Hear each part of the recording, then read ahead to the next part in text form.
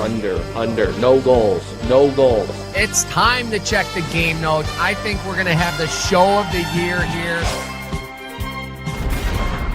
We're almost having magical moments here. Show mindsies time, Army. Show. Start us off. What an opportunity. Another idea by me. Everything's Burroughs' idea. Summer. Welcome. It's time to check the game notes. There he is, the slump buster himself, Colby Armstrong. I don't know where he is, but we're going to find out in a second. But first, I got to tell you, this episode is brought to you by Body Armor, the official sports drink of the entire NHL and, of course, Game Notes podcast. Body Armor offers great taste and flavors like strawberry, banana, and peach mango with no colors from artificial sources, and a bold new look with the same great taste, and also now available in Canada. So whether you're hitting the ice, the gym, or just need something refreshing, grab Body Armor today at Walmart or a local grocery store near you. And for our friends up in the Great White North, can also grab Body Armor at your local Sobeys. Body Armor, choose better.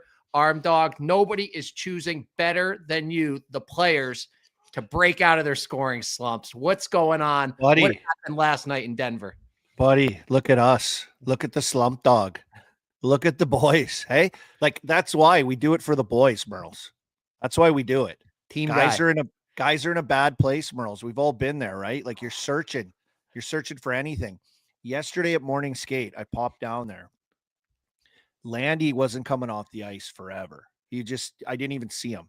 I was hoping to see him to like give him a little knucks or something, or just let him know like Slump Dog's got you, don't worry. And he didn't come off the ice. He was out there forever. The old boy, he's just trying to warm up the legs, warm up the heater, warm up the engine. He's, but I was talking to all his teammates. I'm like, Landy's going to get one tonight. Like, I'm here. I'm the slump buster, bud. Don't worry. I got this.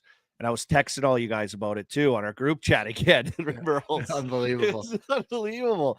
It was unbelievable. So in Denver last night, Landy scores his first goal. Way to go, Landy, by the way. Been through a ton of shit. But his first regular season goal in over 3 years. Talk about a slump, right? Like he's battled more than just not scoring. His career was called back. I remember watching the one. I think it was an offsides they called it back on. I don't know what the other one was. Yeah, it was the same thing. Both goals called back this year. So that is just now eating at you. It's in your head. It's in your kitchen. And this guy goes out and scores. So let's go back to Kopi, right? Kopi got it done, right? I said, I don't want you to do it against my Penguins. I want you to do it against Florida. He didn't do it, or he did do it. Yeah. Then he comes into Pittsburgh and he scores again. So he comes out and I'm like, okay, fuck, I heated up Kopi here. It is the final season. He comes on the bench. He sits down. Everyone's going on the ice. He doesn't go for the hero lap to start the period, before puck drop to get his legs juicing. He sits down. I'm between the benches. He looks over at me. He looks at me. He's like, and he's giving me like the security guard from the Michael Jordan thing, Burroughs. He's going like, I don't know what to say. I'm like, don't worry, bud. I said, don't worry. Slump Dog's got you. Don't worry. The Slump Busters are here. Who are you going to call? Slump Busters. It's an incredible run by you. I don't know why we're not just betting these on DraftKings, like anytime goal scores. We should just be all over it. But I know you do have some more for us later, but people are going to have to stick around. These are too valuable. Well, I got to tell the story from last night, though. I'll save my pick. I got one in the hopper. I got a target. I've got some buzz going around, and I'm saving it for later. You'll have to stick around for that. Last night, Merles. Unbelievable. So the whole thing with Landy, right? Kopi gives me the wink and the nod and the like, I mean, you're the slump buster. So he scores. Right when he scores, the place is going bonkers, obviously, for the captain. And like everyone knows what's on the line with him, how long he's gone without a goal since March of 2022. And no goals this year. So it's just been like, when's it gonna break through for him, right? And he's doing everything. We talked about him last show, fight and assist in that game, like, getting going. Mm-hmm. So he scores. Everyone's heads, like a bunch of the Abs guys, like pop their heads, just snap over to me between the benches. I'm not going to lie. I literally was like so pumped for Landy, like that. I got it and I busted the slump. So I look around and like Ross Colton and like Josh Manson are like, oh my God, they're doing like the whole like Zegras knocked it out of the air play. Like, all the kids do it now. They're holding their head and like looking at me laughing and shit. And I'm just standing there. I'm in this little box. I'm like, oh man, I don't know. And they all, because I was talking about it all morning that I'm here to bust a slump. And Manson skates by me and he looks at me and goes, he mouthed slump buster to be like, the boys couldn't believe it. Then Landy came out the next period and he came over in my booth and he's like, slump buster, buddy. Thanks a lot. Fucking love it. And he's like, you mind sticking around a little longer? That's what he said. Yeah. Give me a per diem. Set me up at that hotel for a few more nights. No problem. Yeah. They're going to start flying you in. They'll be flying you private planes all over the country. Yeah, it's like the new version of today's game, Slump Buster. It's like, it's a fat dad. It's a fat dad hanging out with you, pumping your tires. Just a little belief, Merles, goes a long way. But what a moment last night. What a game last night, too. It was awesome. Incredible to be there. 2 top teams in the league going head-to-head. 2 top scoring offensive teams in the league going head-to-head as well. And just to see it down there with my own eyes, it was, to see Leo, to see Nate, to see Nate just like buzzing around. Hope Killorn's okay. I don't know if I got an update on that one. I think he just has a cut on his cheek from what I read something on it, but kind of scary. He took a high stick. What did you think of that? Should it have been a penalty or what? Yeah, I don't understand that whole rule, if it's a follow through or not one. I don't know. I feel like if it's a high stick, it's a high stick. It should be a penalty. But they said it was a follow through. But I don't understand that rule, just like I don't understand the goalie interference rule as well. But I wanted to ask you, I think the Ducks are awesome. They're still missing a couple guys. They hung in there pretty well with them, and they did carry the play for a little bit. From your vantage point, was that a team that could compete with them in a 7-game series? Yeah, I think so. I think they gave them too much respect, was my takeaway early in the game. They scored 28 seconds in. I mean, Dostal is great. Yeah, he's awesome. He's awesome. And like, I think they were just a little bit too much respect to the Avs guys. And I mean, they got depth all up and down their lineup. Like they're a hell of a team, right? They're a hell of a team. And the Ducks were missing some key guys too that were out of their lineup that, really improved the depth of their team. But I think like once you get past like this is a big moment game, all eyes are on the top 2 teams in the league going head to head. Like, it's kind of like that was like a big game for those kids, like popping in the NHL this year. Yes. But just as a team, like they got, like 4 of their top 6 are all 22 and under. Like it's crazy. And a bunch of their D are the same thing. So I thought they were a little bit tentative, a little bit too much respect. And it took them a little too long to really sink their teeth in that game and kind of get going. But I do think like if you get them deeper in the season and they're like more comfortable as what they are and who they are, I think I'd love to see them play. When do they play again next? Are they on our Thursday? I think they're on our Thursday slate here. Yeah, and I could see them. They're a team that's going to be able to add some players. Maybe they're at Detroit next. They add a player or 2 at the deadline. Yeah, that's a team I do not want to see in a 7-game series. That goaltender, he won the World Championships for Czech. He played in those big moments. Those guys are just going to get better and better and better. It's 60-1. I saw last night. I said, do I make a little purchase on that? It's very enticing, but I wanted to hear about you first with the boots on the ground there. Well, buddy, I went to an Eric Lindros Easter Seals charity game up in Toronto too, right between all this stuff, like just crazy. Most traveled man in hockey. Buddy, so I have to fly from Toronto. Everyone knows what's going on right now, right? Like the flights are brutal. So I have because it's Pittsburgh and it's Toronto and it's Canada. Brutal flights, right? Like I'm just grinding. So I'm like, I got to get a connection to get to It's a 5-hour drive, but I'm like, I'm flying. So I do the camp. I fly out that night. Playing the games, I was brutal. I thought I was going to be sick. I was brutal. Too much time off, Merles. Not good enough. But I have like 3 different flight options, Merles, and I take the Philly option instead of like the back to Washington where I just come from the OV game, or like how am I going to work this? So I take the Philly one because I'm like, if something happens, I can at least get it's closer in my mind, right? Miss my connection, Merles. 9:30 at night, I run over to the fucking car rental. I said, give me a car. I just want to go home. I'm done. Because I was just on that road trip with the Pens too, like Minnesota, Winnipeg, Toronto, home, flip my suitcase back around, boom, Washington. Then I go to this Toronto thing, then home. Now I'm on another milk run in Denver. Now Chicago tonight. I'll be doing that game. But I rent a car. I got home at 2:30 in the morning. I was so fucking happy, bud. You know that feeling when you get in your own bed? I was just like the happiest guy I've ever been. I was so happy. And it's that meme when the kid walks in. I forget what show it is, and he just crashes face first into the bed. That's me going back to Sweden all those times from those chicklets trips, hanging out with you guys for 4 or 5 nights, and I'd get home after 30 hours of travel, just down, man. Well, no one does it like you on those trips, bud. No one does it like you. You're dialed. You are dialed in on those. You always you have like random I got 3 of my meat buddies here, and you gotta hang out with us, boys. You gotta hang out with these guys. I'm like, where'd they come from? Like, they just came in. I'm like, this is gotta compact it all in when I was living over there. I had to get the boys' weekends in on the work trip. Yeah. So I got Chicago tonight. Pumped up to see them. They're kind of rolling, and you look at New Jersey too. Pasha's Devils tonight. So I got that tonight, which is super exciting. If you tell me after the game you're somehow flying to Sweden to cover the Penguins Nashville game Friday afternoon, I'm going to have an intervention. I took that off. I took that. Hey, the crazy thing, my wife hasn't had an intervention. She just keeps booking me trips out. She just keeps I'm like, does she love me anymore? Get him out of here. Yeah, she wants that bed to herself. Get this guy out of here. Guy snores all night. All the kids, brutal snore. How about you, Murr?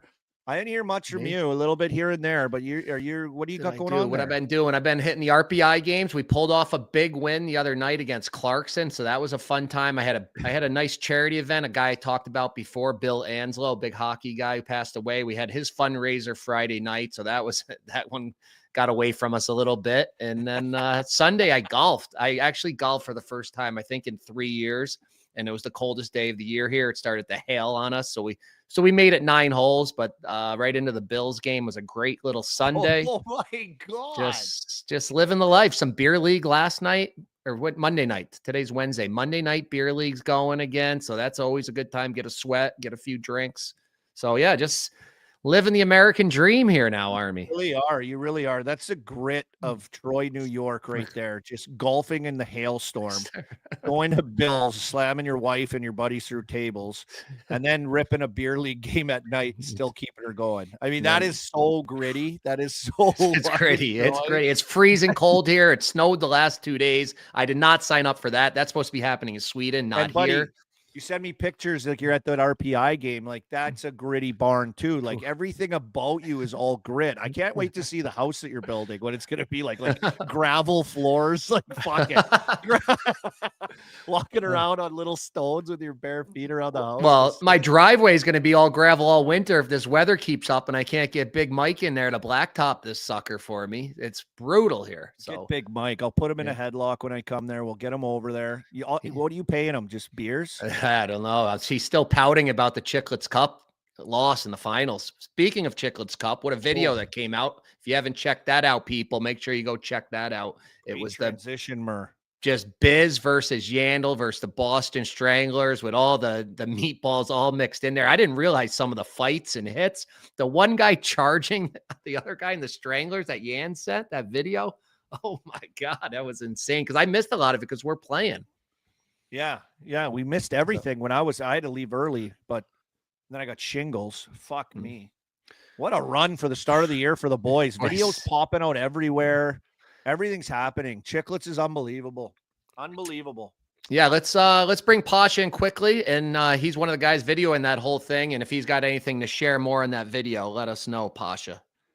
What's up, boys? Yeah, amazing job by Fish on that. Just tons of footage to go through, and I thought he did an incredible job. Very entertaining video. But listen, you guys don't need to hear from me. We have a special guest that I'm going to pop in here that has much better things to say than I do. What's up, boys? There he is. Double Colby. Give Merles a Colby sandwich. Put him right in the middle. Give him the Sando. Give him the Colby sandwich. Here we go. We're trying to figure it out. We're going double decker. We're like Austin Matthews' sweater right now. Just riding the ooh la la on the motorcycle ride there. But yeah, we had to have Colby intro come him. on because we got to talk NHL. You know, he's on Morning Cup of Hockey. Was it this morning you were already on there? I think I was watching you. 9 That was a.m., live, buddy. right? Yep, that That's was right. live. I was catching on there, but we're also It was going a to talk rough some morning for college Johnny. hockey. It was a rough morning for Johnny this morning. He give us a quick update on what happened, how it went, how's it going? Well, he called Artem Levshunov a defensive defenseman, so that was one. He crowned Leo Carlson league MVP. That was another one. Oh, I like that. Hart Trophy MVP. It was a banner morning for him. Like, he just gets excited. He's like a golden retriever. Like, yeah, that's why I got the golden retriever on my hat. Like, that's Johnny. His tail gets wagging. He can't help himself. He gets nervous. He pees on the floor. Like, that's just who he is, you know? It's lovable, though. You got to love him. Hey, when he's doing those skate around things, he probably has a diaper on just so he doesn't like piddle. Is that what they call it? Piddling? When you just like a little puppy squirts out like a little piddle, right? You know what, though? You have to love it. We were talking the other night. The Rangers finally win a game at home. Lafreniere has 3 points. Like, it was Christmas morning for him. And it's just like a good reminder. Like, he has that childish love that we all had for a team when we were little kids. You know what I mean? That kind of, you kind of lose that a little bit when you start playing and but like, he has that. And part of me is actually jealous because the Rangers winning or losing can ruin his day or make his night. I mean, it's listen, you got to love him. Like, you got to love the passion that he has. I said that about Tapasha the other night. I was like, I wish I loved an NHL team like you love the Devils. I don't have that same passion since I played there. Like I do, like the Buffalo Bills, I have that passion. Yeah. I live and die on every play with them. And I'll rewatch the games after a tough loss. But with the NHL, it's more about who do I take that night? Who can I all gambling root for to chirp? Who can I chirp if they lose? Yeah. So it's totally changed for me. Merle doesn't care about anything about hockey except for who's going to score the first goal of the game and what's the over-under and who's arm dog going to break their slump tonight. Like, what's going on with that? But Colb's, great job. Check out Colby and Johnny every morning, 9 a.m., right? Yep. Morning Cup of Hockey. Great show. You guys do such a good job. And you are so good at putting Johnny, just keeping him right and snug in his little spot there. You just tuck him in his home at least once or twice a show where you just stuff him in a locker.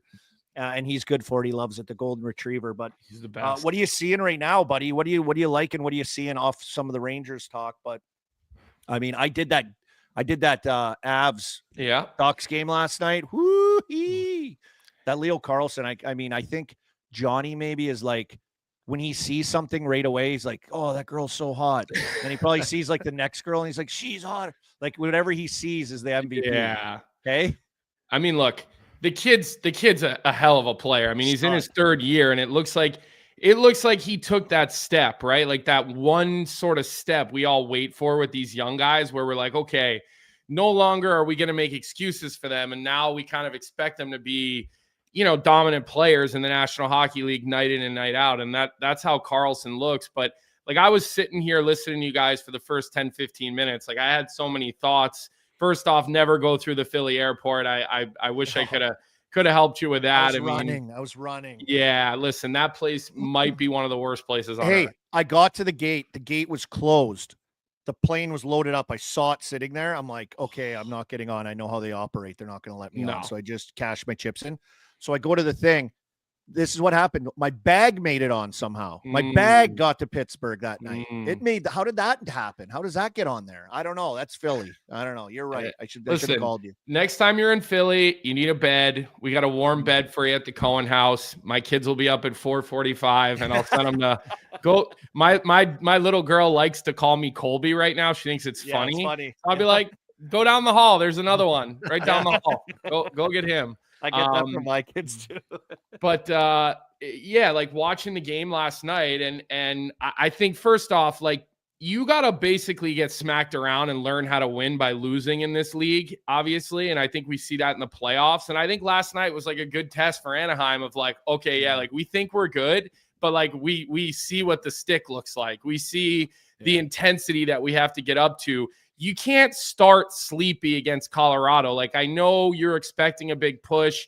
I know it's not called the Pepsi Center anymore. I forget what they named it, but Ball Arena. Ball Arena. There you go. And that place does get jumping. There's no doubt. Like the Avs fans are good fans. They make that building nice and loud. So you're chasing, and it probably took Anaheim half the period to get going. I'll tell you what, though, I like the jam that Owen Zellweger plays with. Like, I wasn't aware of that. He had that sort of fuck you in his game. Like, he likes to get in there, huh? Oh, buddy, he was coming by the Avs bench on the ice, and I love him because he's a Western leaguer, but he's all over the ice. He's a buzzsaw. He's up the ice. He's back. He plays with Trouba, who's had a great start. What a pass by Trouba last night as well. Yeah. Unbelievable play up and in behind the net. But, like, this Zellweger's coming by. I'm like, what's he doing here? He slow rolled past their bench, just staring everyone down. Like, I don't know if he knew he was doing that or if he meant to do it, but then all game long, he's in the shit all the time. Oh, yeah.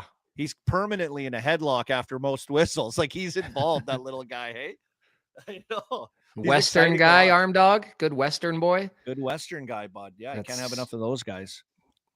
Yeah. But Q, I talked to Q before the game, and he was like so pumped. Like, you take the job, you come in, you're probably unsure what you're going to get. You have some talent, but he was just raving about that young team and like how they've come together. Great mix of guys. Like, they're fun.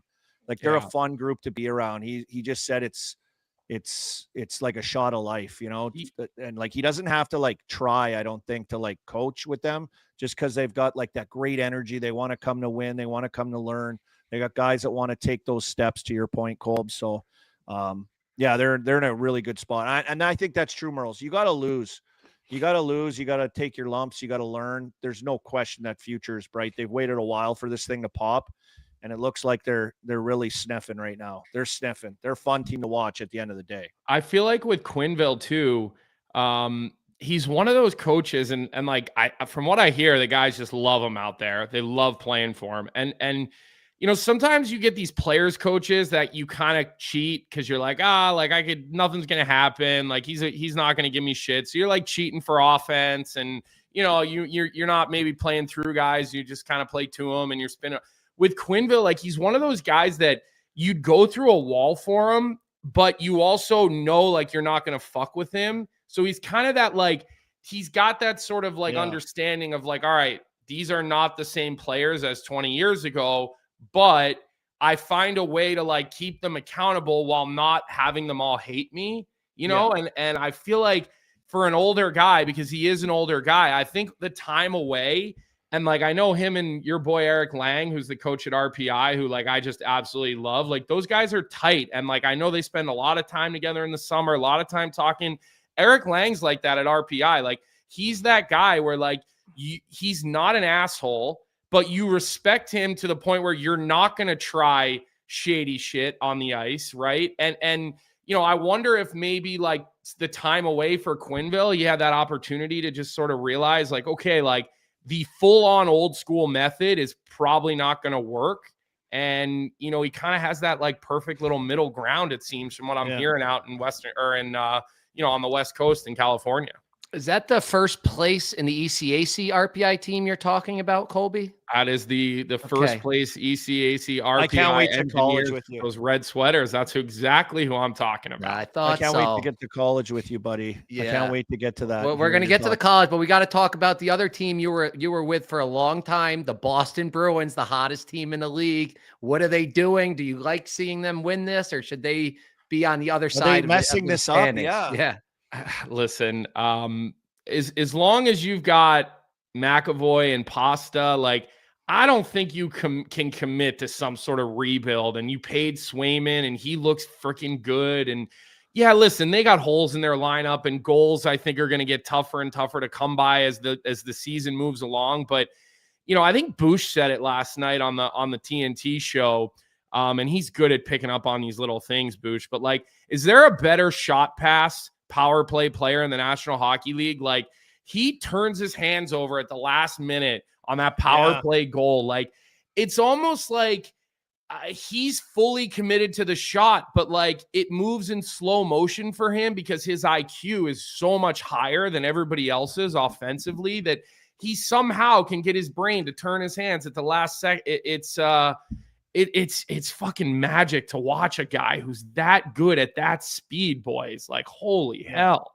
Yeah, and congrats to him also on his 500th goal too. 400th, I think. Oh, I thought it was 500. What do you think of the bench? Like, did you guys like the boys coming off the bench? No. Like, we talked about that this morning, and the chat was pretty split on that. Like what was the? It's a great milestone. It is a great milestone, but I think that's reserved for 500 in my opinion. Oh, okay. I see now. Okay, now rewind 10 seconds. Yeah. Okay. Yep. I was shocked by it, but I had to love it that it was against the Leafs and that they just do whatever they want against the Leafs. They just bullied the Leafs. Yeah.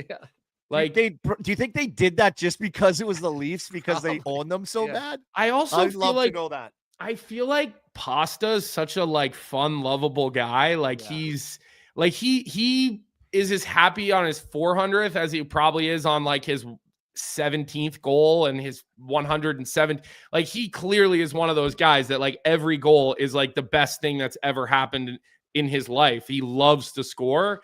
So I do feel like a little bit of it was like, you're our bitch. Like just look at the way Zadorov was treating guys all night. I mean, he was like daddy messing with little kids, like beating up on little kids, like daddy's home. Like, holy shit. That was, is he the most old school guy going right now where he's like, hey, if they want to fight me, he has these great sound bites where it's like, you owe me one. He owes me one in that situation. And you got to do that. Like, everyone else in the league is like, what's he talking about? And like, Zadorov's old school, he's bone crushing guys. And then he's like tormenting guys. Yeah. And then he's like calling guys on, they won't fight him. And then he's been heavily involved. I mean, he's been really good for them as far as like what they're supposed to be. He might be bad for them, actually. Because he's good. Well, and I actually thought that it should have probably been a boarding penalty, the hit on Matthews. Like, I'm not saying that should have been anything more than 2, but I thought it should have been a penalty. And I actually give Matthews credit. And man, we're pretty, I mean, I shouldn't say I'm pretty tough on Matthews in the mornings. And listen, when you make 13.2 and you're the captain of the Leafs, like you get what comes with that territory. But at least I like the fact that he got up and he tried to like defended himself and he took a run at Zadorov after that hit. I was like, okay, like at least you're trying. Like, you're not going to be overly successful running that guy because he's literally a fucking wall. But I at least like seeing him do that. But it's not good that Matthews is hurt. Like, that's bad for the league. Hopefully it's nothing serious. But like Zadorov, like he was just bitching with guys last night. I mean, even Domi, like he gets Domi going in a 1-goal game late. Smart not to give Domi the fight. Yeah. Why are you giving him a fight there? Domi goes to the box, game over, power play goal. Like, he was in their minds last night, boys. I would love to see Domi do that, like more, not fighting and stuff, but being like more involved, like that guy, way more. Like, he does it here and there, but I think he could be a more pesky guy instead of like walking the line of I'm a skill guy. And I get it. He's skilled. He can make plays and stuff, but like do the other stuff a little bit more. He doesn't score enough just to he doesn't want to do that enough for me when I see his overall game, because he's like a tenacious, feisty kind of guy when he's involved like that. But like we see it like a little bit. The Leafs are unraveling, hey? Oh, I mean, and then saves too. Like, and then Stolarz got hurt too. He left early. Matthews leaves after. I think that was a hit from behind. And then they're in deep trouble. Tanev's still out. But you know what, boys? We were talking about it this morning. Like, where do they go? And I was like, you got to go find a puck mover. Like, listen, Jake McCabe is a guy that I love both personally and professionally. He is the perfect like 1B defender. Like, put him with your star, Jake McCabe, because he's low maintenance, fucking pound for pound, probably one of the top 5 strongest guys in the league. I've seen him at training camp testing in Chicago, just absolute animal. All right. He plays like physical. He's like raw bone. Yeah. He's tough, old school, and he's an old school guy. Like, when I was working in Chicago, we'd get to wherever, Winnipeg, whatever. I'd make my way to the sauna in the hotel, and every once in a while he'd pop in, and like, he's just an old school guy. Like, we don't have enough of those guys left, but if you're asking him to be your number one, like you're putting him in a spot, I think that's tough. Like, go find, like, I don't know how you're going to do it because you have no assets. You have no first this year, no first next year, no second. Your prospect pool is pretty dried up. But, like, you need a stud defenseman. Like, you need a guy who can be a legitimate threat. You need more speed on the back end. Like, they're having a hard time breaking out of their own zone right now. And, boys, like, you guys were both forwards. When pucks are constantly being jammed up your ass as wingers, it kills any opportunity to get speed and flow through, like, the high part of your D zone into the neutral zone. Then all of a sudden you're playing flat-footed. I mean, that's a bad recipe in the National Hockey League. Yeah, I always talk about that. When Whitney first came to our team, it was the first. It was unreal. We had that could actually pass the puck. We had Kochi, we had Scuderi, we had Buckley, we had, who else did we have? They were Those just guys are tough. Joe Melikar. That's a tough group. Just ripping it off the glass, and then all of a sudden Whitney comes in. It's like in stride. Like, whoa, what is this? I don't know what this is. Sick. Yeah, his head was always up. He never looked at the puck, just zipping passes, tape to tape. It was such a, you know, the other next best like passer that we had Ty Conklin. He was a goalie. Yeah. Whit was like, I just remember seeing him like when he was like, you know, like late eight, maybe like an 18-year-old, 19-year-old, 20-year-old. And you're just like, he just looked, you know, back then he looked like Quinn Hughes almost looks now is like what he looked like then. Right. Cause he was kind of like one of those guys that was like this big, beautiful stride, and he could make that, you know, he could make those east-west passes, and he was smooth, and his head was always up, and like that wasn't the prototypical defenseman at that time, right? So he kind of had. You know what it reminds me of, Colbs? It reminds me of like, remember when Makar came out of college and popped into the playoffs? Yeah, and we were like, "Whoa, what the fuck? What is this? What is this guy?" Yeah, and that was when we were in Wilkes-Barre. He came out and met us in the playoffs, and we got him. And I was like, we were all like, "Whoa, the fucking this guy! This guy is like." How many years ago though? Like, put it into context. How many years ago are we talking? That was 03, 04. So for those of you who are probably sitting there watching this show being like, how high are these guys? Remember what hockey looked like in 03, 04. This is before the lockout when you could tackle. It was like rugby. You know what I mean? Like, I mean, I'm like growing up in Philadelphia watching, you know, like a bunch of absolute like lumbering beast defensemen who were like, not mobile and who are just like ripping pucks up the wall. Johnny Leclerc would just be literally eating pucks off the wall. So like you got to go back to that early and think about it. Like that's what Witt looked like in those years. He did. He really did. And I so back to the Leafs D, like I think confidence is a thing right now. Like they're reeling. There's no question. Like they look like a shell of themselves. Like nothing will go right type of confidence.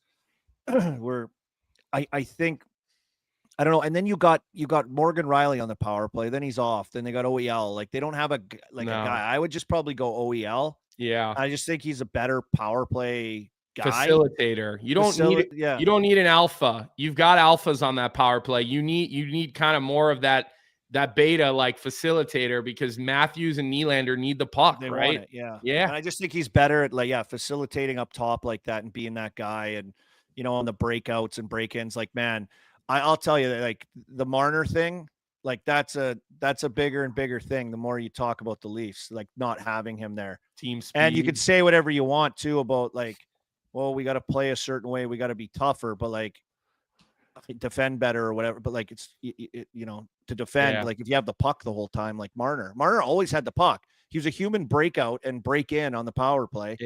Like and then he killed penalties too. He did a lot of touch the game a lot of different ways for that team, and he was really good. So I think that's rearing its head a little bit to start this season off as well for the Leafs. There was a play early in the game. I'm pretty sure it was the first period because I got my eye. It's funny, like, and I was talking about this morning, so I'm sorry for those of you that were with us this morning, and I'm repeating myself. But you know, with our NA team, with the Titans, we've been working all week on finding soft areas of the offensive zone, right? Like not being out in the middle of the slot. You got to be willing to go 5-7 feet to the right or the left to find those soft little areas. And I'm telling you, there was a play last night. The Bruins had kind of a 3-on-3 rush. Zaka is on the ice. Arvidsson's on the ice. It's like a nothing shot. It's a good play by Stolarz, directs into the corner. Zaka tracks it down, and Arvidsson is sort of the third guy coming in, and he gets over to the little bit of the right dot kind of, and they make that little goal line soft area play. And I stop it and I look, and like the strong side winger is going for a breakout pass when they don't have the puck. So he's off his spot. The weak side winger's at the top of the zone. He's not collapsed. The net front defenseman doesn't react. The corner defenseman's not really trying to end the play. He's kind of shadowing a hit. And so it's like a nothing burger, basically 3-on-5 for the Bruins, where they get a grade A for Arvidsson. And all we kept hearing was like, okay, like it's going to be their year, their D-zone coverage, like they're stronger. They are heavier on the back end. Nobody can debate that. But like, where's the D-zone coverage? And I absolutely know that's not what Chief wants to see, but like, you got to be committed to some basic D-zone effort and coverage. Like, you're not playing man on man. It's not that taxing. Like, get to your layer and commit to it, and then get on the offense. But Merles, this is St. Louis a little while ago when they were really struggling. Zero anticipation, zero jump to get out of the middle of the ice to defend properly, standing, watching. You know what I call it? Deer in the headlights. They're deer in the headlights right now. And that's when you know you're reeling. That's when you know your confidence is down and you don't have those automatic reads that teams should have. And how many games are we in now? 17, coming up 18 games for most teams. It's like, you should have your identity. Like now it should be starting to step. What's the percentages of teams by Thanksgiving that make the playoffs? It's like 82% or something like that. Yeah, it's only been done. Always talked about. Yes, I would say it's over 75 for sure, like that.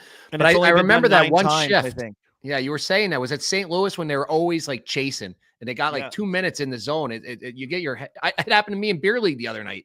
You just start chasing, then you get tired, and then once you're tired, you can't play D anymore. Yeah. So the Blues actually had a big bag skate. So I think that was part of it, that they didn't have their normal jump and legs. They got bag skated hard, I saw in the videos, and it turned out they won the other night, got a big win.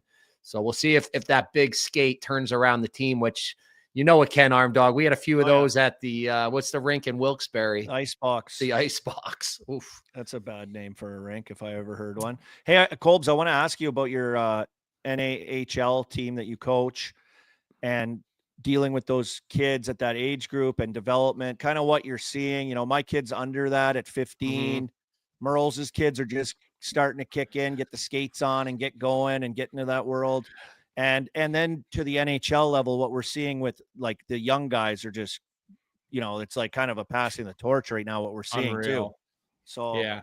Well, look, I love coaching our team, and this year is so much fun because like we have a great group of guys. We're kind of a middle. We've got 8 teams in our division. We've kind of floated between 3rd and 4th over the first like number of games, and we've got a ton of new guys. And it's funny, like our team I was talking to Mike Havlin, who you guys know, obviously. Yeah. I coach with his brother. He's the owner and of the organization, George. And then I have another coach that works with me. His name is Andrei Kapranov, he's a Russian guy. He's honestly he's hysterical. He doesn't know he's hysterical, but he's hysterical. Yeah. And he coached like all the stars in the NHL right now that are Russians. He like coached a lot of them when he was little because he came through that system and whatever. But I love it, guys. Like, it's a lot of fun because it's serious, but it's also still supposed to be fun at this level. Obviously we've lost a lot of the allure of the Division I, although our goalie committed to BU the other day, which is pretty impressive. 16-year-old, 6'4" Russian kid. He's a stud. Like, this kid's a literal stud. If we're seeing him be a first, second round pick in a couple of years, like he's an 09 starting in the North American League. Wow. Right. So, we had a kid last year went to BU as well. So we got a little pipeline right now going Good for you, buddy. Going to Boston University, a couple clicks for our boys. But it's fun, and it's definitely, it bums me out a little bit though to see we do have some really talented players that aren't getting Division I love, and I think for obvious reasons, right? Teams are going to the CHL, and the kids in the CHL are tremendous players. Like, I don't blame them, but our guys bust their balls. They've all been working to be Division I hockey players. I think a lot of them are now headed Division III, which again, there's a lot of unreal. I just went to Suffolk the other day where Sean McEachran is the coach. And I took a couple of our guys for a visit. Like after the visit, I'm like, guys, do you know who that is? And they like basically had no idea who Sean McEachran was. I'm like, use the World Wide Web and search his name. I'm like, GPT. It's like, but there's some really great Division III programs and it's fun. But junior hockey's a bit of a mess right now, boys. Like there's just so many dysfunctional things happening and there's so many things happening sort of behind the scenes that like we're losing sight of the fact. And boys, I don't know if you saw what I said about Antoine Roussel, because we made sure to clip it. And I saw it. I didn't hold back whatsoever. I got very personal, and I'm glad that I got personal, and I usually refrain from that. But sometimes it calls for getting personal with people. And we're losing sight of the fact here, boys, that junior hockey is still kids, right? Yeah. 16, 17, 18, 19, teenage kids. You can't order a beer in the States, right? Like, you're not old enough to drink, so they're kids. And we got to remember that with the landscape of the junior hockey when we're, getting a little selfish and we're like, well, we got to win. It's like, no, our job is to get you to the next level. Yeah. Yes, we want to try to have a good team. We want to win, but my job is to help these kids get better at hockey and not live or die by wins and losses. And that's the reality, right? If I lose my guys at the USHL or the CHL, I'm trying to lose my guys to those leagues. I'm calling USHL teams, CHL teams every week for my players, like every single week. I got a kid on my team right now. He's a 5'6" defenseman. He was committed to AIC, right, with Eric Lang. He loses that for obvious reasons. AIC goes away. He's got 26 points in 17 games. He's 5'6". In my opinion, he's the best player in the league every night. And Division I teams are like, yeah, we're not looking in this league anymore. And I'm like, but if you're good, it shouldn't matter where you are. The kid's name is Blake Jones, by the way. He's a Winnipeg kid. He's Western our captain. Guy. I fucking love this kid. He's a Division I talent, right? So, who gives a shit where he plays? Do you think that the way it's set up, like instead of going through the single front door, the garage doors have been like flailed open, and now I think teams are kind of just like on edge, and you're probably feeling this too in doing what you're doing, on edge to just go, yeah, we'll take when the ocean just got a lot bigger kind of thing, and everyone's kind of like, whoa, and that's the reaction I think right now. It's a feeling out period, right? And it should be. Like, I mean, Merles, you and I are Syracuse alums, right? Like the path out of Syracuse was mostly the CHL, it really was like, and so I probably would have gone and played in Kitchener for a couple years before I went to BU. Like, no doubt I probably would have done that. And so I think it's great that there's options for these guys, but I do think that like collectively the junior leagues need to come together and they need to put some guardrails in place of like transfer agreements and trade agreements and like tampering agreements. It's not a good thing. Last year, my players are getting text messages on game day from BCHL coaches, right? Yeah. Like, you got to have a little bit of respect for the fact that we're talking to teenagers here. Are you hearing anything from those meetings that kind of came out? I didn't really hear too much on if anything was talked about or agreed upon with nothing's USHL, agreed upon. CHL, there's nothing. There's been some reports that they're close to a merger, and I could just tell you, like, that's just not reality. You remember, guys, like you've got a lot of owners, right? Like you've got 3 CHL leagues, 1 USHL league. Every owner has an opinion. Franchise values in the CHL are 25, 30 million. Franchise values in the USHL, maybe 5 million, maybe 7 million. So different. And I know, like, listen, the commissioner of the USHL, I give him a lot of credit. Like he's a humble guy. And I don't know the CHL guys, although I take shots at the Western League guy all the time for his comment about smoothies and dumbbells. So I do enjoy that, but I know there's a willingness. I do know there's a willingness. I don't know why they're like, everyone's so prickly about it. I get it's a business to them at the end of the, like behind closed, like they're pulling strings and they're looking at charts and they're seeing where it's going. And it's like, I get it, but like at the end of the day, do you have to be that big of a prick? Like the garage doors are open. The ocean just got flooded. Like this is the new world. And like, you don't like, why wouldn't you put a message out of inviting or a message out to all the people that are running their leagues or in charge or the commissioners open? Like, we get it. This is a landscape. We're going to try to fight. Remember when, what's his name in Michigan we had on our show the other day? He came on with us last year, the head coach. Brandon Naurato. He went on Chicklets. Yeah, Naurato. He went on Chicklets U, and he turned right to the camera. And he's like, hey, I just want to let everyone know in the CHL, like, we're open for business. We want you to come play in Michigan. Like, this is the way it's going to work. This is the way it's going to work. We're one of the top programs. We do all this stuff. Like, awesome sales pitch. And that's the way it should be for every league. Every league should be doing that exact same approach, because that's kind of the way it is. You know, it's just how it is. And then you got Willie Desjardins, who's like, we're going to make it as hard as we can on players to leave. And you got Antoine Roussel saying, I'm going to make a kid's life harder because he wants to leave because he doesn't like being here. Like, what the fuck are we doing? Right? It's not about us, boys. Our day of playing and in the sun, it's fucking over. Right? Like, we're done. Our 5 minutes are gone. But if I could go back to that and have it this way, and who's I talking to the other day? I was talking like Scott Niedermeyer. I ran into him in Denver yesterday in the lobby there with the Ducks. And we were just talking. He's got a kid in college and he's got a kid somewhere else playing. They're older. And I just was like, how about how it is now? And I'm like, can you imagine being able to go to the Western League and playing and then getting to go play college? Like, that is like, if I could go back, like, I put myself in that spot. Imagine you in college. I would have been, you would have been doing my homework, Colbs. I would have fucking put you in a locker and said, get this math project done, bud. And I would have put like a skull, big wad. Well, this conversations make me want to throw my 5-year-old's equipment right in the trash along with my 2-year-old's skates. Ugh, I don't even want to think about all this. It's just like, I just want him to play in beer league. People, the best league in the world. It's just people like aren't used to it right now, I think, and they're trying to protect their turf and they're trying to make up things as they go. Instead of, I think a good step was getting everyone together, having that meeting. Yes, sharing some ideas. Let's work through this. It's all fairly new.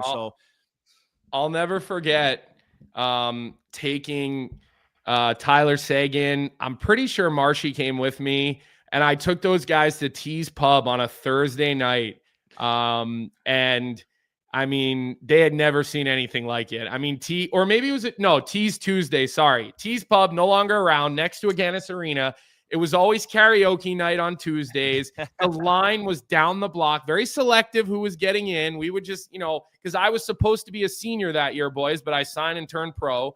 And it's like, they were like, holy shit, I should have got Andrew Bodnarchuk. I don't know if you guys remember him. He probably played 50 games in the NHL, maybe 100. He's a really good defenseman. I think he still plays in Europe somewhere. Like, good for him. But like, I took those guys to like some college bars and they were just like, holy, which is Merles. That's what I would assume it'd be like with Army. If imagine like a 21-year-old Army at like the Dugout or T's Pub on Commonwealth Avenue, forget about it. Laying in the shower the next day all day. I dealt with it. We were doing it in Wilkes-Barre. That hangover guy, bud. The horrible hangover guy. Knocking on his door, laying food at his door for him the next day. It was a disaster. But that leads us right into, let's get into some college talk, some riding the bus here. The NCAA has been just out of control. It happened again this weekend. Michigan State sweeps Penn State. So good. Denver was down in the dumps. They're done. I had them out of my top 10. They come back. They sweep Western Michigan. It's just been insane.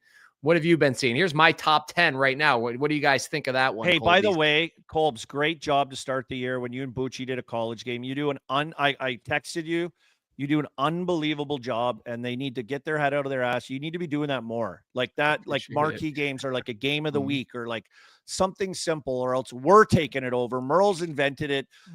Game Notes has taken over college broadcasting for NCAA. I'll be there. Hockey. Yeah, I'll be there. We need a guy. Game Notes Television Network. It's in the market. I mean, I got the perfect top 10 here. I got Michigan State. They moved up on me. Michigan, Duluth, I was first on them. You guys love to joke about me being first on this team. Go back a few weeks ago. I put them in there. Now they just keep winning and winning. Wisconsin, nice weekend. I brought Maine back up. They're starting to turn around. That kid Poirier He's a sniper out of the Quebec League. Denver back in. Northeastern, you know anything about these guys? Colby Cohen, all they do is just keep winning. Every time I look, they win. I got to put them up there, especially this year, because nobody's winning consistently. They've got a big-time goaltender, and I'm forgetting his name at the moment. But if you look at the history of Northeastern boys, like they've had a lot of good goalies over the years. Even going back to when I was in school, they had Brad Thiessen. He was a finalist for the Hobey Baker. It was him, Gilroy, and Colin Wilson the year for the Hobey Baker. And they've always had good goalies. Listen, Jerry Keefe, great coach. Vinny Borghese, an absolute stud. He got named to the Spengler Cup team for the U.S. College Selects. By the way, more guys getting announced tomorrow for that team. But that kid, Vinny Borghese, is a defenseman. He's a South Philly boy. So he's right in my backyard. I've got to meet him and his dad before, like just salt of the earth types of guys, right? I mean, those South Philly people are salt of the earth people. It's basically their own country, by the way. Like it's definitely South Philly and Philly, very different places.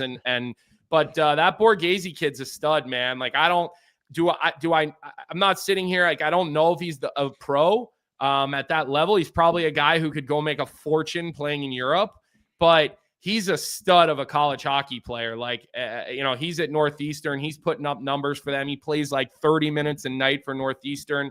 But boys, Michigan State, like the only team beating Michigan State in hockey this year is Michigan State. If they don't win, it's because of them. They are built so well. They are coached so well.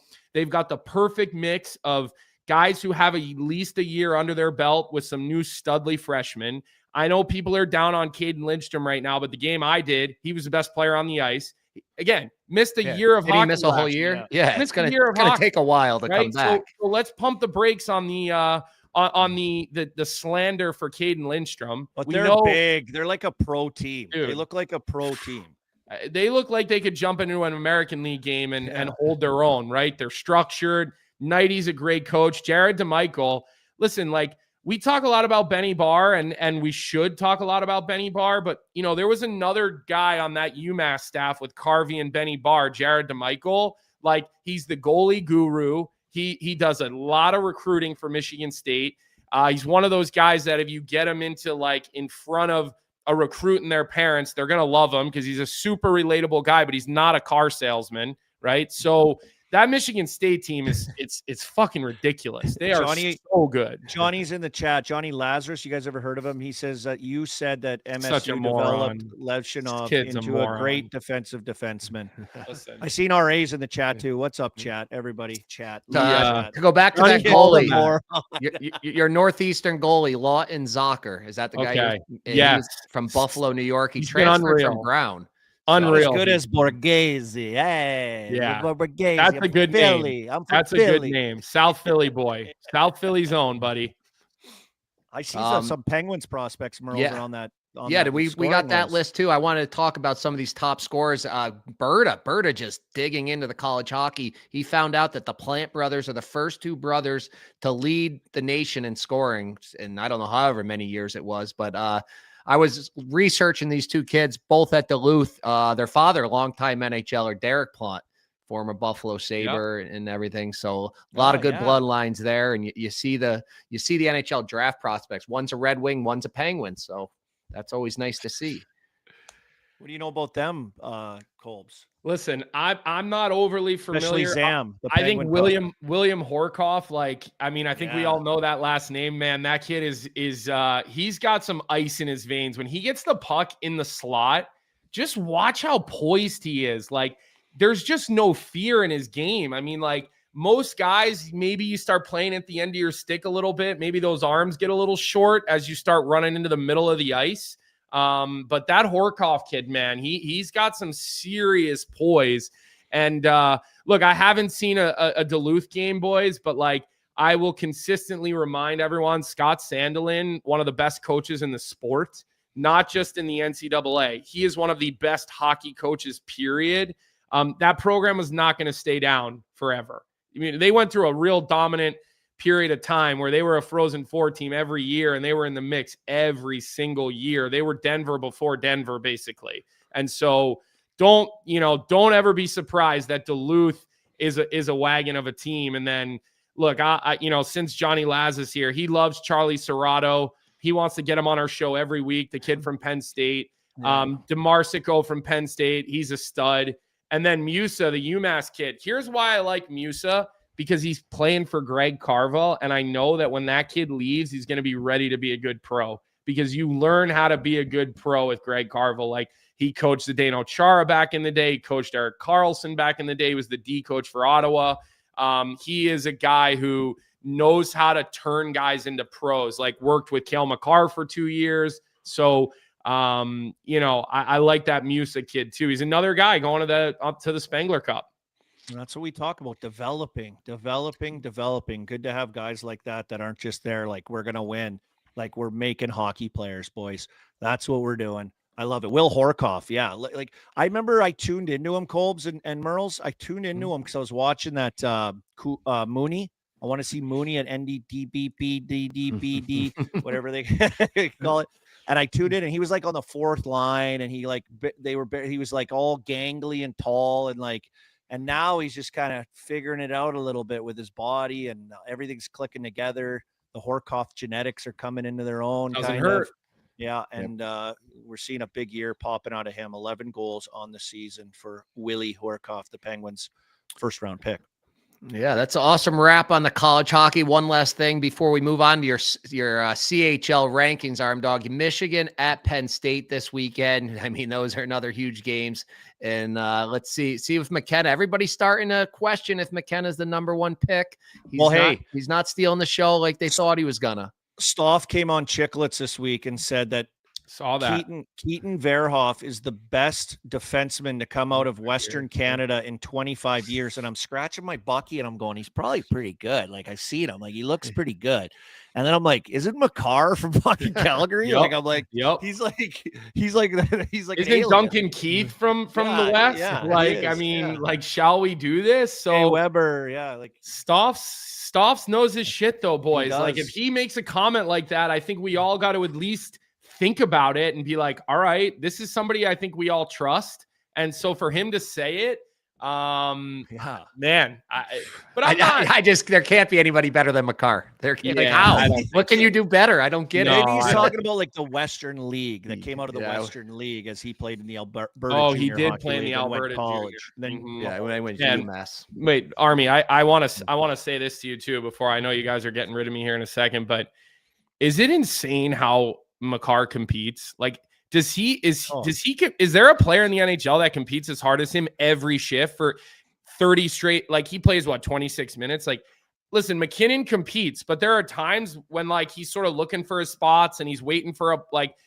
I seriously just see Makar going at 1000% compete level every second he's on the ice. Like, I think he competes more than any player in the league every second that he's on the ice. Is that insane? Yeah, no, I think you're right. And like, he's bigger, I think, than people give him credit for too. Like, on the ice, he has like a presence, and when he closes on a guy, he does it so confidently and perfectly with his skating, his angles, his stick, his body. He uses everything. Like, he's not just like a guy picking the meat off the bones with his stick and stuff. And he's an involved guy. And then when the thing that's just insane about him, once he strips you of it, he's not like regrouping. No, he is fucking ramming it down your throat in a second. Like, it is just insane, the lethalness of his attack and the confidence at which he does it at that level.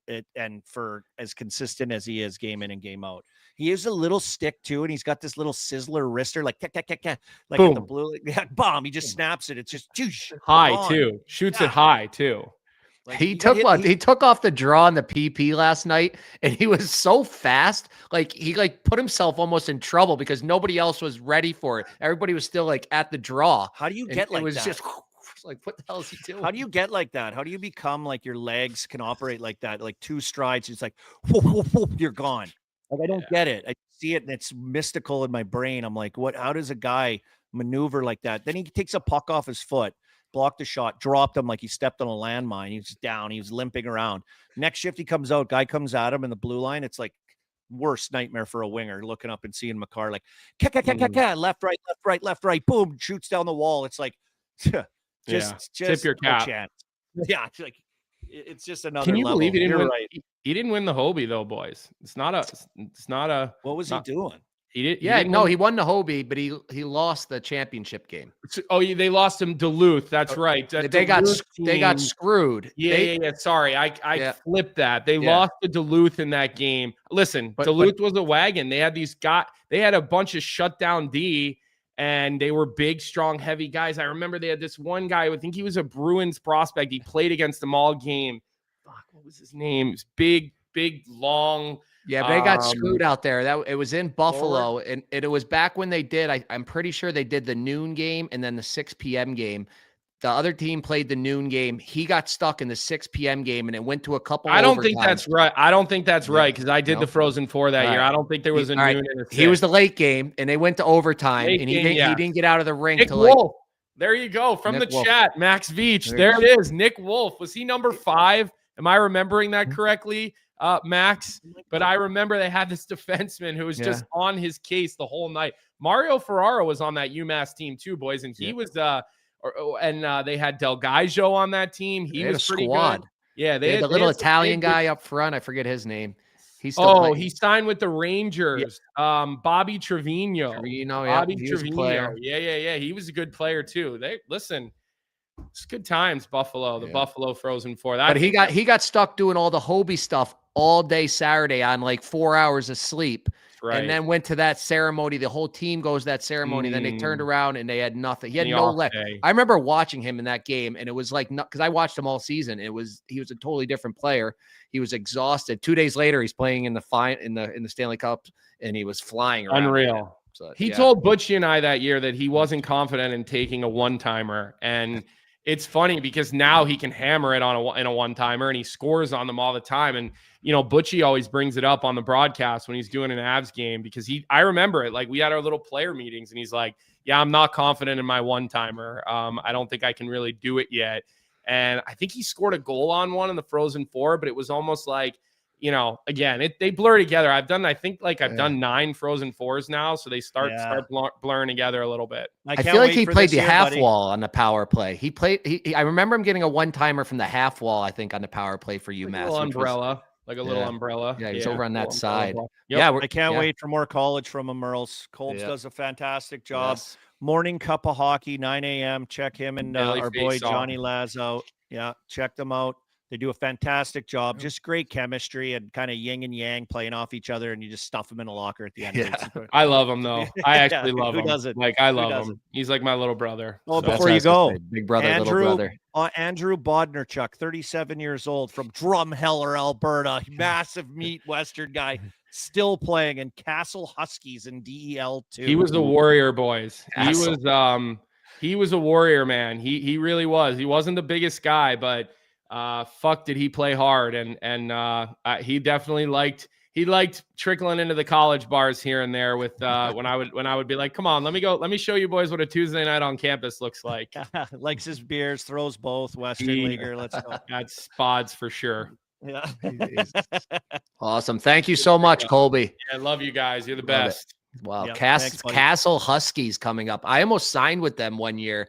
My buddy Caldwell and Mike Glumac were over there. They were there for like a month of camp, and I was getting ready to go over, and the team folded. So it was just a team completely folded. It's good to hear that they're Wild West still a team. There, it's a Wild West over there, man. You never know. Those guys were there for I think a month or two and did training camp, and then all of a sudden just folded out of nowhere. Can you imagine if you signed there, you'd just be panicking trying to find another gig somewhere? That's how it works over there. Give me my money, you get fired. They call it, they fire you.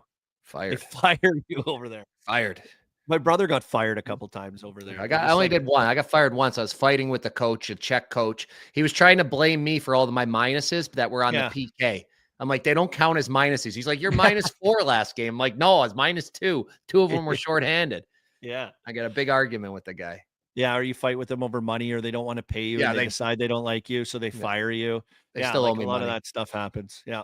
Same team. They still owe me money. It's brutal. CHL, you got the rankings this week? Do we have it? I don't know if we have it. Oh, yeah, of course we do. Brantford's still up there, huh? Buddy, they're dominating. They're dominating. O'Brien, they've got guys just lighting the lamp. Solid team. I can't wait to see how it's going to shake out, obviously, for playoffs with these teams. And I'm kind of concerned because Kelowna's hosting, And I know they had some guys banged up, like a Ginla, and some of these guys are coming back at the start of the year. I think doing fairly okay for them, but I'm like, what are they going to do? I think I saw them make a trade the other day for the first time in Kelowna out west. Was it one of those 15 draft picks? No, not yet. 5 players. That might start happening here. They might have to do something. Like the league might have to step in and get these guys in. Like, you don't want to have like 45 days off, or could you, like, you know what I mean? You got to be a credible team, I think, if you're hosting a little bit. But I've seen teams that lose in the first round. Windsor Spitfires. I did a Memorial Cup. They lost in the first round and ended up winning the Memorial Cup. Jeremy Bracco, Logan Stanley, Sergachev, all that time off, they won. So I wonder if there's a deadline for like when you can add players. All of a sudden, just go down to a college program that's not in it. Boom, grab 10 guys. Yeah. Come on up, come up for and win a Mem Cup for 2 months. Yeah, ring those phones. Anything goes now. Yeah, anything goes. Just ring the phones. Just pick the college all-star team of guys that aren't going to make the playoffs. And we show this list in Merle's. People on social media always go, Everett's always up there. They always do this. And then they lose in the playoffs every time. Like, I know, but this is where they're ranked right now. Okay. This is the rankings. Like, I don't care about past history. This is how they rank right now. That's how we're doing it. I love it. CHL rankings. All right, time to move on to the show. Mindsies, our favorite part of the show. Let it rip, Posh.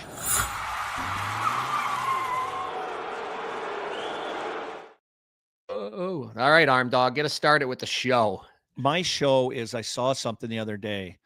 Hall of Famer Chris Chelios' Malibu mansion is up for sale, and they posted it. I saw it on TMZ, and they posted this whole thing. It's like, get a look inside Chelios' house. You never be the price of this thing, Murph.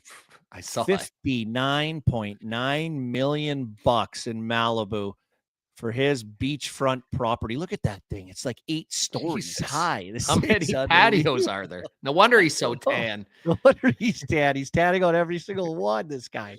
What a setup. Like, and I got to think he bought that, like, or whatever he did. He probably had it for, 30 years, let's just say. And it probably cost him like $8 million or something when he got it, and probably upgraded some stuff and did some stuff to it. But like, what a spread. Like, if there's anything more show than that, I don't know, for Chelly's show, $59.9 million in the chat. Get the donations rolling in. We're going to get the Malibu beach house off of Chelly, and maybe I could talk to him and get it down, but that is show beach house, Malibu, almost $60 million. Yeah, when he sells that, maybe he can Venmo me a few bucks for drinking me and Conley's beers at the Bruckheimer all those times, drinking out of our buckets at the pool. Venmo is open, but that's awesome. Good luck with him in that sale. I hope it goes quicker than my house building, and that's a whole nother episode. But Pasha, come on and call somebody up to the show. We haven't seen you in a while. Yeah, mine is less. I'm not really calling up to the show. I just wanted to spread the word. You guys know Rocket. Rocket is currently in need of a kidney. So I wanted to help spread the word about that. Rocket's a great guy. What would you call Rocket? He's kind of, like a handler, security fixer, security, Swiss Army knife. Just gets shit done when guys need things done. So great guy. I was sad to see this message for him, but lots of kidneys out there, so I'm optimistic he'll be able to get one. So he's got one kidney, and I think it's just operating really bad. I was texting with him the other day, so yeah, if anyone out there can help him or has the opportunity to help him and things match up, I think there's some information on there about what you need with blood type and everything. However this works, but a good guy. He's friends with a lot of our friends, right, and friends of people in the game, and stars and rock stars and everything. He kind of handles a lot of things. So looking for help. Good one, Posh. Yeah. So for those just listening, if you want to help, email livingorgandonation@uhn.ca. Yeah, that just happened for a friend of mine, Ed Doyne. He's a bar owner here, 41, great spot. He needed one for a long time, got a donor, and just an angel saved him. And he's recovering now, and it's really life-changing, obviously. So, good luck to Rocket there. We're thinking of him. Yeah, and what's your show here, Mur? Well, it's funny that one came up because my show is all these old pics of Sid surfacing. And these ones, and we happen to be in one. Biz just popped up in one. So here's the original one that got things going this week. It's me, you, Kelleher, and Sid. That's at Bugsy's wedding. That may or may not have been the Jaeger bomb station he had. That was. You had to do that to get into the door, to get into the reception. So Bugsy loved Jaeger so much that was like part of that was your ticket to get into the wedding. Yes. Like the grandmothers behind us in line had to do them. It was just insane. Check out that shirt on the kid though, eh? Like that's a nice shirt. What's that, salmon? Salmon. I saw a commercial. It's a tough fish, they said. It's a tough fish. Yeah, there we all are with our oversized suits. So that was a funny one. And then one today popped up. It's fabric in that. Biz, when they made that trip to Sweden, and our good friend Scuds, and it looks like Miro Satan there. They're over in Sweden. Biz got the Viking helmet on, the Swedish flag. So it's fun to see, and it's fun to see how young Sid looks, and that man, like how old the rest of us are, and he's still lighting up the NHL. So hey, Scudsy looks so hungover there. Is that a cheeseburger in his hand of the wrapper? I was wondering what it was if he went full Swedish and got the kebab rula, or what he was up to there. Look at him though; he just looks so tired. Tough. Those are good pictures. Those are great pictures, buddy. Yeah, that show. No G today, so we'll move right over to the mindsies. Arm Dog, who you sending down this week? I saw another story that I have to send to the mindsies, and I've already sent AI to the mindsies. It's just getting too real. It's come a long way in the last 5 years, and it's just I don't know what to believe anymore, Merles. I think we're just like, is this real? Is that real? What is this? Who did this? I'm seeing videos of a chiropractor guy breaking old ladies' necks on the table and all these throwing people through walls. It looks so real. Well, this got even crazier. A woman from Japan decided to marry her AI avatar in a real wedding, AI goggles on and shit. And everyone at the wedding partook in a AI / virtual reality / real life wedding with goggles. And she said nobody connects with her as much as her AI or gets along with her as much as her AI.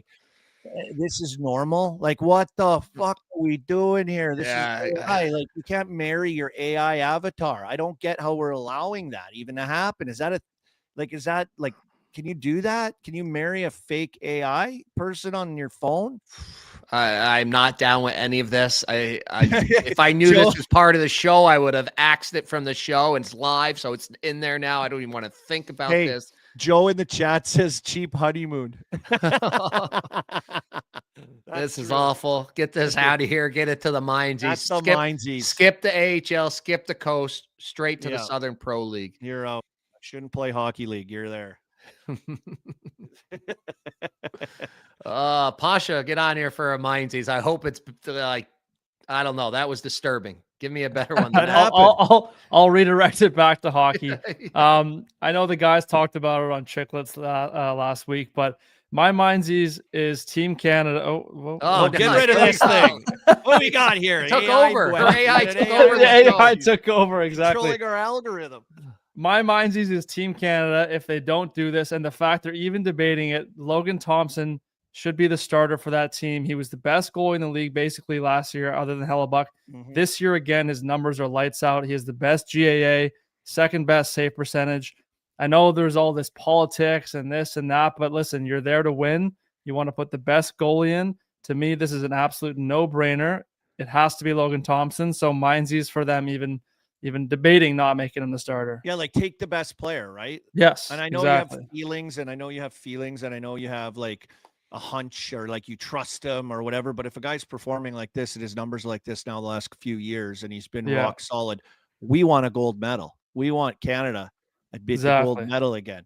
And we want the best players.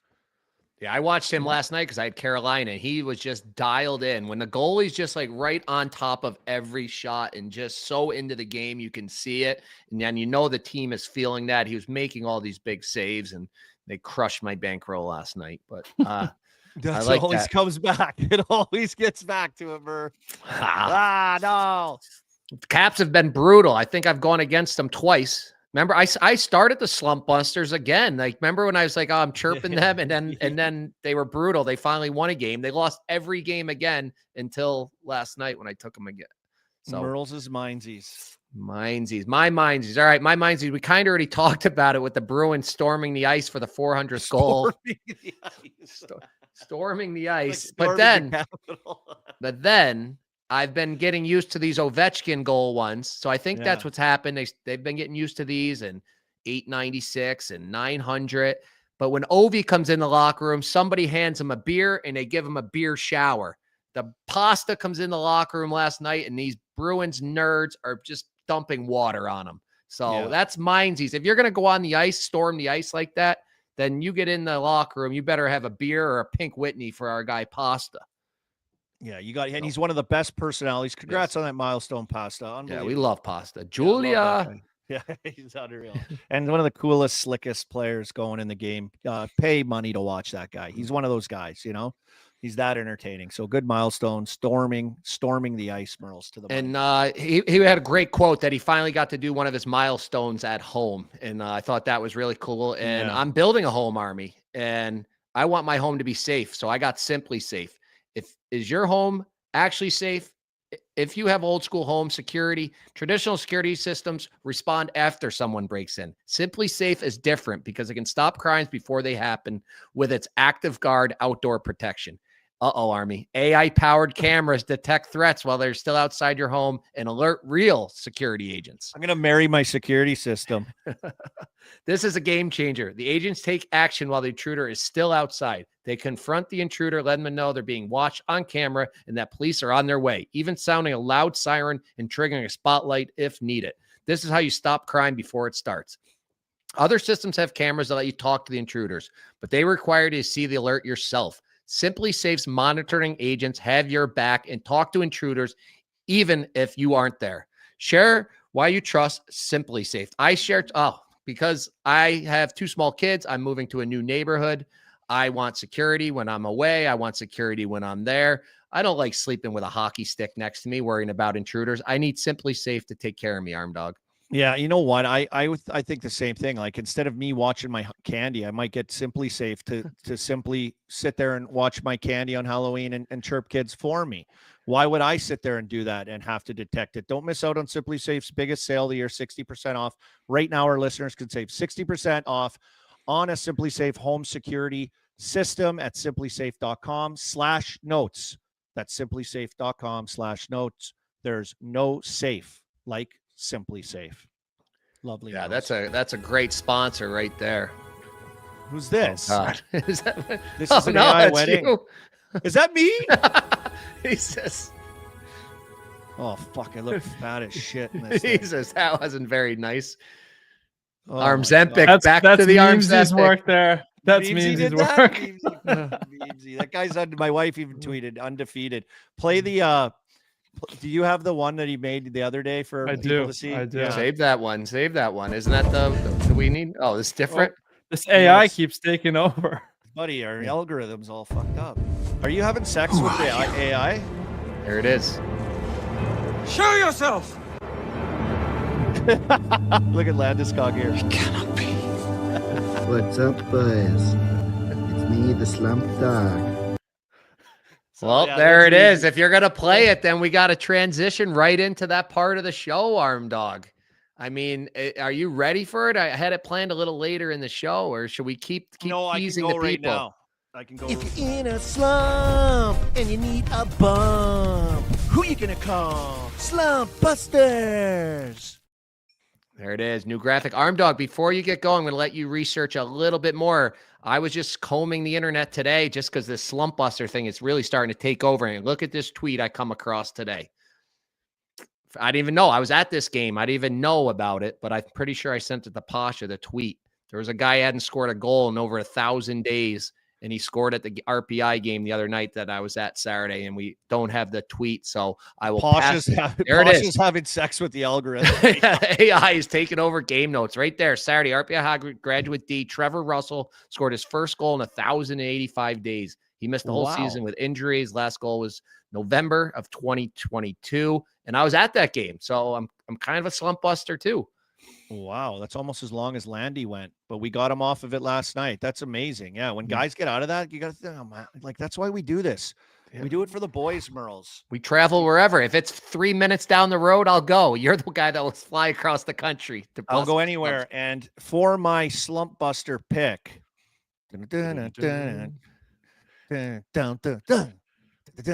Slump Busters. I always tag it with who you gonna call? Slump Busters. A little research I did. I've compiled a category of player, certain player.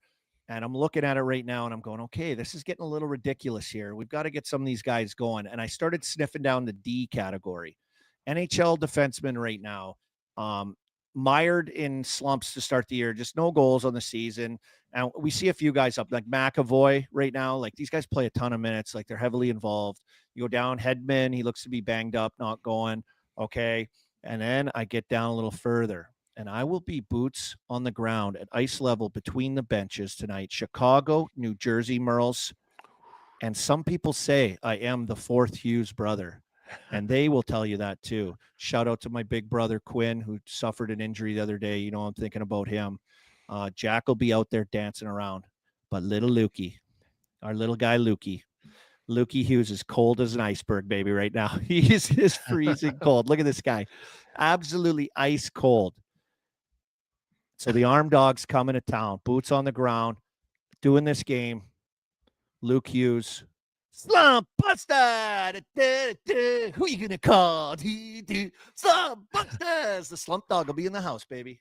And for our players at home that are looking to get in on this action over at DraftKings Sportsbook, he's plus 550 anytime. That's at any time. I will definitely be joining you this time. Or do I have to stay away because I haven't rode with you? No, I don't know. You do whatever you want. It doesn't matter. The mojo's too high, bud. When the Slump Dog rolls in the barns, everyone knows it. The boys are taking notice. Landy wanted me to stay in Colorado longer. He's building me a guest house in the backyard. He just send him the AI goggles. He can have an arm. AI army. He'll put him on when he's on the bench. He'll look over and I'll be there between the benches in any rink he's in. I might have to make AI army. AI army might be a thing Slump for Buster. Slump Buster. But Lukey Hughes, come on down. Bingo. You've been targeted by the Slump Dog for a big Slump Buster tonight. 17th game of the season. She goes down. Stay tuned, folks. Yeah, I love that. We'll be watching that game. That game's on the second game on TNT. Biz will be all over that. And that leads us into our slate for tonight. Only 4 games on the docket, Arm Dog. Only 4 games. We've got the Rangers are in Tampa, Edmonton and Philly, Buffalo in Utah, Salt Lake City, New Jersey in Chicago. And what do you feel tonight, Mur? Yeah, so I was going to be on Tampa Bay. I really like that team, but then I was up early reading the game notes, and it looks like they have a lot of question marks on guys injured. I think Hedman's officially out. McDonough, I think, is out. So I'm just wiping that game off the board. I'm not going to touch that game. So I'm moving right on to Edmonton at Philly. I got over 5.5 minus 130. This was a game me and Mr. Ice and PJ were thinking about chasing goals too down in Philly, but it didn't work out. We couldn't get down there this week, but that's just goals. And Edmonton can't keep the puck out of their net. They can obviously score. So look for over 5.5 there. And then on the late game that you just talked about, which feeds right into me, if Luke Hughes scores a goal, that means the New Jersey Devils are going to win. And the main reason I go there is we like to joke with the Chicklets guys. We call them the Chicklets mush. You know, the Utah guys go on there. They lose a bunch in a row. They just had the Chicago Blackhawks coach on, and every time somebody new comes on like that, they lose their next game. So it's not that I don't think the Blackhawks are really good and Bedard's awesome now. It's the Chicklets mush is too strong. Like the Slump Buster is so strong. Mush is just too strong. There's no chance Chicago can win because they were on Chicklets this week. Yeah, wow. I like how you do Merle's math, we call that. That's Merle's math right there. And also look out for busy bets tonight. I think he's 0 for 5, shaved his head last night to try to change it. I think Jazz has to shave his head tonight. So they're look out for them. They are due. And we've been if they don't win tonight, maybe we just got to take over the Slump Buster. Yeah, Slump Busters will have to get fully involved. Call us. You got to ring. You're going to call. You're going to call us. Slump Buster. We're here for the boys. We get it done. Tomorrow night, Merles. Big night. 10 games. A lot of action. Oh, those Leafs. LA's rolling into town. Oh, God. What's going to happen there? Who knows? But you have your pick of the litter through this 10-game slate. Yeah, I looked hard at LA in that game, and I said, I can't do it. I can't do it to the poor Leafs fan. So I'm going to go Boston, Ottawa over 6.5. Every Boston game they're scoring and they're fine. And Swayman's letting in goals. So even if he plays, it's not like crazy to go over 6.5 there. I got Colorado -1.5, Buffalo on a back-to-back going up there, and we all saw what Colorado can do last night. So I think that's a simple one. And then I got to go with my Vegas guys. They've lost 3 in a row at home. They're 4-3-2 at home on the year. Just awful for them. They are known as the best home team. So Islanders come in. They come limping into Vegas. I think that's a great spot for Vegas to Eichel, Marner, couple points each, and just get back on track. And boy, there it is. 10 games tomorrow night. Stay tuned tonight. There's your picks, buddy. Is that all we have? That's it for today? That's all I'm going to go picks. And then, I mean, Friday, we got the Penguins at 2 p.m. Penguins, Nashville. Nashville's just brutal. They are brutal. So I don't even know what the line is yet, but I'll be on our Penguins for that game if you want to look that far ahead. There you go, buddy. Yeah. Stay tuned to Merles for those. But I'm excited. Like, how awesome is that? Friday afternoon, there's going to be an NHL game on. I think they need to find a way to do more random weekday games like that. Well, they set up NHL set up like an office now in like Zurich, Switzerland or something I saw. So they're going to try to, expand over there. There's no question, build some momentum over in Europe. And then, those countries, they love hockey. They do. Like Swedes love hockey. They love it. You go to all those other countries, they love it. So thanks to Colby Cohen for coming on. Awesome guy, awesome guest. Check him out. Morning Cup of Hockey, 9 a.m. And I'll be ripping that game tonight, Mur. Yeah, thank you to the chat. Shout out to our sponsors, Body Armor, of course, and Simply Safe. Stay safe at home. Remember, you can always find us on audio, Apple, Spotify, all that stuff. Please subscribe, like, comment on the YouTube.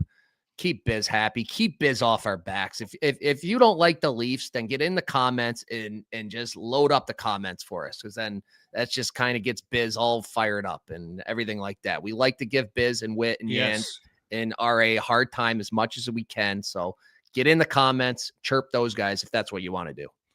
Yes, hell yes. And breast cancer awareness merch is live. New merch is available now. Merle's got the hat on, U.S. and Canadian stores.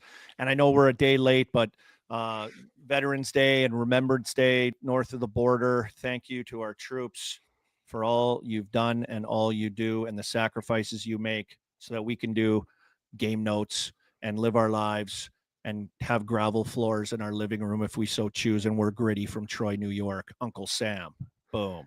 Boom. Fish, support the troops. And the last thing in the chat, Casper, how are the Isles limping into Vegas? Have you never been to Vegas? You're always limping around Vegas when you're in Vegas, buddy. Slump Busters. Pasha, how do you feel about that? Are you guys trying to avoid the trophy updates because your teams are struggling or what? Oh, yeah, we were going to skip those, I thought. Yeah. Oh, God damn it. Wow, Pasha. Funny that you put that up there, Pasha. Oh, I think I was in last time, so making a little bit of a surge. Must be Suzuki. Thank you, Suzukes. I'd like to raise a motion to have a redraft for rookies. Decline. Decline. Yes. Okay. What about if you look at the rookie top scoring, where none of us have any of the guys even close to being there? Get up the other one there. Get up the other one. Game Notes Cup. Oh shit! Mur made a comeback. I'm in last now. Jesus Christ! The Leafs, the fucking Leafs, man. Wow, this is a spicy race, boys. These teams are all failing. Avs, Dallas, Ducks. Yeah, baby. Look at that squad. I got the worst team in the league though, and I'm still in first place. Like that. Did we come up with a punishment yet for Game Notes Cup? Slump Busters. Hey, Pasha, come back on. I want to know what you think of that. Think of what? Luke Hughes. Oh, yes. Thank you, Army, for doing that and bestowing your magic upon him. He needs that. I think we were texting earlier, watching him every game, he cannot get a puck on net to save his life. I saw some stat that his blocked shots per game. No. But this was before your magic. Your magic. Now he's going to be sifting everything on net. Yeah. But yeah, it was crazy. All the shots were getting blocked. Chicago actually gives up shots to defensemen more than any other team in the league. So he should be getting lots of looks. And he's been generating tons. It's not like he's been quiet. So I love this pick, Army. I'm thankful for you for under the hood. under the hood pick. Wow. Yes, I'm all in. I'm all in on it. Yep. The analytics even are on it. That's a great feeling sign. the heat, though. We've got 2 now. We got another guy on the go here, a younger guy. We got the old Bucks. Now we got a young guy and a defenseman coming in. Yeah. So 2's a fluke, 3's a streak. Is that what they say? This is the real test. Let's go. Slump Busters. Have a good week, everybody. That's awesome. Thanks, boys. Under, no goals. It's time to check the game notes. I think we're going to have the show of the year here.